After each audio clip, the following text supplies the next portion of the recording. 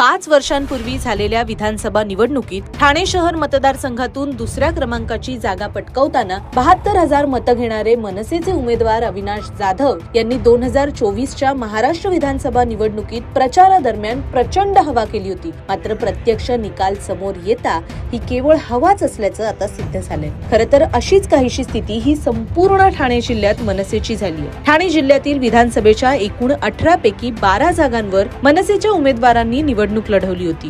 मात्र महाराष्ट्र नवनिर्माण सेनेला एकाही जागेवरती विजय मिळवता आलेला नाहीये। कल्याण ग्रामीणचे माजी आमदार प्रमोद पाटील आणि ठाणे शहरातील उमेदवार अविनाश जाधव यांच्याकडून खरं तर विजयी होण्याच्या अपेक्षा होत्या। मनसे नेत्यांनी याबाबत दावाच केला होता। मात्र या दोन्ही अपेक्षा हे दोन्ही दावे फोल ठरले असून दोन्ही ठिकाणी मनसेचा दारुण पराभव झालाय।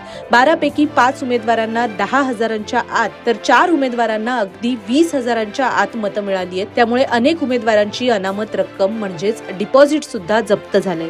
या निवडणूक निकालानंतर ठाणे जिल्ह्यात मनसेला उतरती कळा लागल्याची चर्चा सध्या रंगली आहे। ठाण्यातील मनसेच्या स्थितीचा आढावा घेणारा हा व्हिडिओ असणार आहे। ठाणे जिल्ह्यात एकूण 18 विधानसभा मतदारसंघ आहेत। त्यापैकी 12 मतदारसंघात मनसेने यंदा आपले उमेदवार उभे केले होते। ठाणे जिल्ह्यातील ठाणे आणि भिवंडी महापालिकांमध्ये यापूर्वी मनसेचे नगरसेवक होते। मात्र गेल्या काही महापालिका निवडणुकीमध्ये मनसेची तिथे सुद्धा पिछेहाट झाली आहे। असं असलं तरी 5 वर्षांपूर्वी म्हणजेच 2019 मध्ये झालेल्या निवडणुकीत कल्याण ग्रामीण मतदारसंघातून मनसेचे माजी आमदार प्रमोद पाटील हे निवडून आले होते। तर ठाणे शहरातील उमेदवार अविनाश जाधव यांचा अवघ्या 19,000 मतांनी पराभव झाला होता। ते दुसऱ्या क्रमांकावर होते। त्यामुळे यंदाच्या निवडणुकीत कल्याण ग्रामीण मधून प्रमोद पाटील आणि त्याचबरोबर ठाणे शहरातून अविनाश जाधव हे विजयी होतील असा दावा मनसे नेत्यांकडून केला जात होता। राज्यातील या जागांवरती उमेदवारांचा विजय होऊ शकतो अशा ठिकाणी जास्त सभा घेणार असल्याचं सांगत मनसे प्रमुख राज ठाकरेंनी कल्याण ग्रामीण आणि ठाणे शहर या मतदारसंघांमध्ये प्रत्येकी 2 जाहीर सभा घेतल्या होत्या आणि नेहमीप्रमाणेच राज ठाकरेंच्या सभेला सुद्धा तुफान गर्दी होती। ठाण्यात शर्मिला ठाकरे यांनी सुद्धा चौक सभा घेतल्या होत्या। एकूणच प्रचारातील वातावरण निर्मितीमुळे मनसेची प्रचारात प्रचंड हवा दिसून येत होती। ठाणे शहर मतदारसंघातून भाजपचे उमेदवार संजय केळकर, ठाकरे गटाचे उमेदवार राजन विचारे, मनसेचे उमेदवार अविनाश जाधव यांच्यामध्ये खरं तर तिरंगी लढत होईल अशी अपेक्षा होती। 5 वर्षांपूर्वी झालेल्या विधानसभा निवडणुकीत संजय केळकर विरुद्ध अविनाश जाधव हा सामना जास्त तगडा झाला होता। कारण निवडणुकीत केळकर केवळ 19,000 मतांनी विजयी झाले होते। यंदाच्या निवडणुकीतही केळकर व जाधव हे दोन्ही उमेदवार रिंगणात होते आणि त्यातच मतदारसंघातून 2009 मध्ये आमदार राहिलेले ठाकरे गटाचे राजन विचारे हे सुद्धा निवडणुकीच्या रिंगणात उतरले होते। त्यामुळे ही तिरंगी लढत आणखीनच रंगू शकते अशी अपेक्षा होती। मात्र खऱ्या निकालामध्ये अशी कुठलीही लढत पाहायला मिळालेली नाही आणि संजय केळकर यांचा स्पष्टपणे विजय झाल्याचं दिसून येते। हा विजय जास्त धक्कादायक किंवा आश्चर्यकारक असण्याचं एक कारण म्हणजे अविनाश जाधव यांनी पारंपरिक प्रचाराच्या पद्धतीसह अनेक वेगवेगळे प्रयोग सुद्धा केले होते। त्यांचा ठाणे स्थानकात फलक हातात घेऊन केलेला प्रचाराचा व्हिडिओ सोशल मीडियावरती तुफान व्हायरल झाला होता। ठाणेकरांनो मला एकदा संधी द्या असा फलक अविनाश जाधव यांनी ठाणे स्टेशनवरती हातात धरून ते उभे राहिले होते। तिथे येणाऱ्या जाणाऱ्या रहिवाशांबरोबर त्यांनी फोटो काढले होते आणि हा व्हिडिओ सुद्धा प्रचंड कौतुकाचा ठरला होता। मात्र त्यानंतर त्याचाही प्रभाव ओसरलेला दिसून आला। मनसे प्रमुख राज ठाकरेंच्या 2 सभा, शर्मिला ठाकरे यांच्या चौक सभा, एकूणच प्रचारातील वातावरण निर्मिती हे सगळं काही असूनही प्रत्यक्ष निकालात मनसेची प्रचारातील केवळ हवा होती।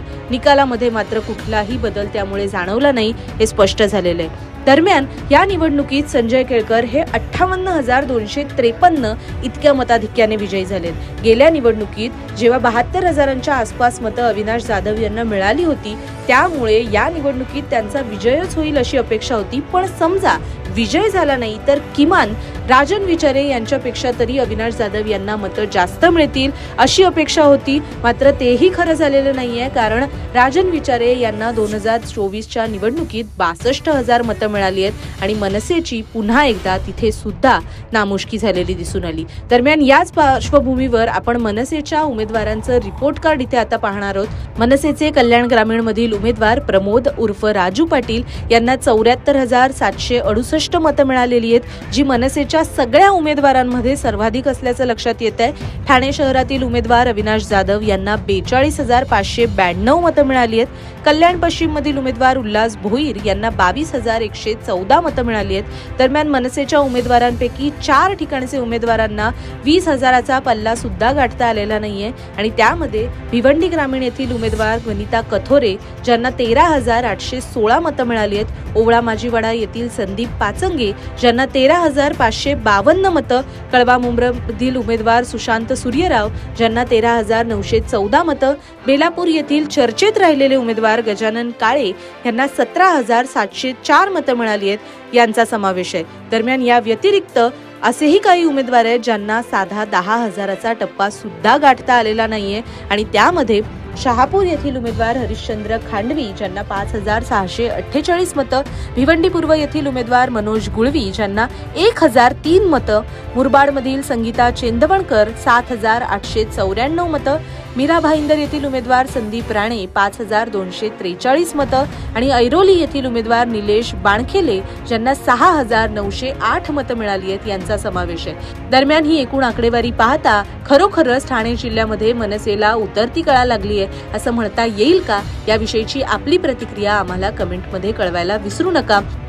अधिक बातमीसाठी आजच लोकसेवा बातमीपत्राला सबस्क्राईब करा।